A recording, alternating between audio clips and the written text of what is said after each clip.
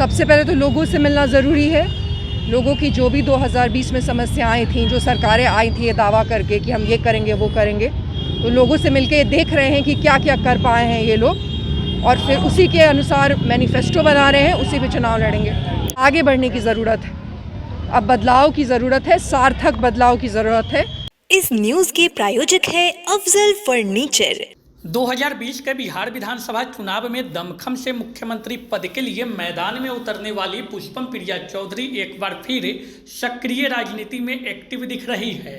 बिहार विधानसभा चुनाव में फिलहाल अभी समय है, लेकिन एक बार फिर 2025 के बिहार विधानसभा चुनाव को लेकर बिहार की राजनीति में पुष्पम प्रिया चौधरी का नाम गूंजने लगा है। 2020 के विधानसभा चुनाव के बाद काफ़ी कम मौक़ों पर दिखाई देने वाली पुष्पम प्रिया चौधरी इन दिनों बिहार में महायान यात्रा करने में जुटी हुई है।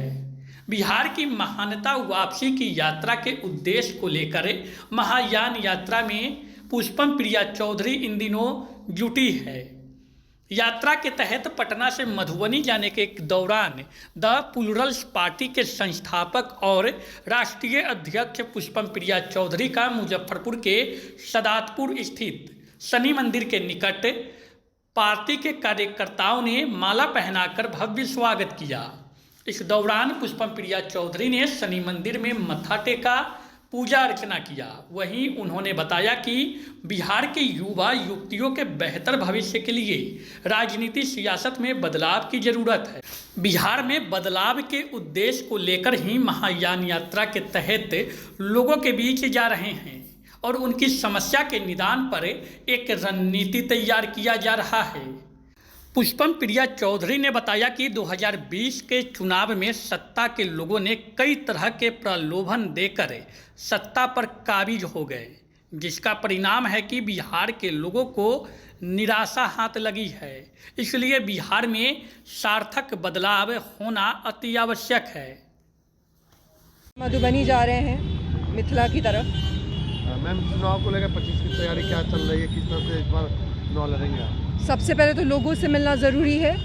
लोगों की जो भी 2020 में समस्याएं थीं, जो सरकारें आई थी ये दावा करके कि हम ये करेंगे वो करेंगे, तो लोगों से मिलके ये देख रहे हैं कि क्या क्या कर पाए हैं ये लोग, और फिर उसी के अनुसार मैनिफेस्टो बना रहे हैं, उसी पे चुनाव लड़ेंगे। क्या मुद्दा रहेगा इस बार? बिहार के मुद्दे रहेंगे। जो पिछली बार हमारा मैनिफेस्टो था वो बिहार की जो समस्याएं हैं उनको ही ध्यान में रख के बनाया गया था, तो वही मुद्दे रहेंगे। और सबसे बड़ा मुद्दा ये है कि अब आगे बढ़ने की ज़रूरत है, अब बदलाव की ज़रूरत है, सार्थक बदलाव की ज़रूरत है। बदलाव तो जुमला हो गया है, लेकिन जब हम बदलाव कहते हैं तो हम ट्रांसफॉर्मेशन कहते हैं। ट्रांसफॉर्मेशन की ज़रूरत है, यही मुद्दा रहेगा। शिक्षकों को लेकर जिस तरह से बिहार सरकार का रवैया है, उस पर क्या कहते हैं? सबसे पहले तो हम बहुत ही आश्चर्यचकित नहीं हैं, क्योंकि इस तरीके की चीज़ें पहले भी बहुत बार हुई हैं। शिक्षा को लेके जो भी सरकार का रवैया रहा है वो हमेशा से ऐसा ही रहा है, कोई भी उनकी नीति नहीं है।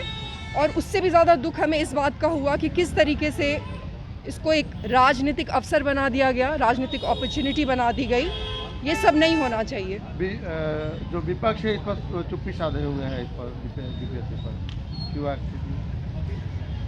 देखिए, हर साल जब चुनाव होता है, 5 वर्षों के लिए चुनाव होता है, उसमें सिर्फ वही लोग महत्वपूर्ण नहीं होते हैं जो कि जीत जाते हैं। वो लोग महत्वपूर्ण होते हैं जो विपक्ष में बैठते हैं। और अगर इस पे विपक्ष सही में चुप है तो ये बहुत ही गंभीर चीज़ है, और जनता को इस पे विचार करने की ज़रूरत है कि आखिर विपक्ष इसको बहुत ही तेज़ी से उठा क्यों नहीं रहा।